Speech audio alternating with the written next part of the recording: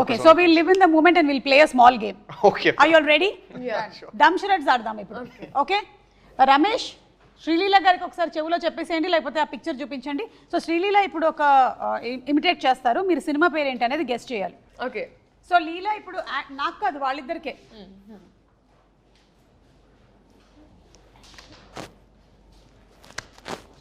Left right centre.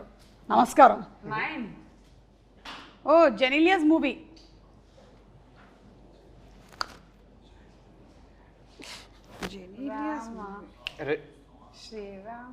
Ready?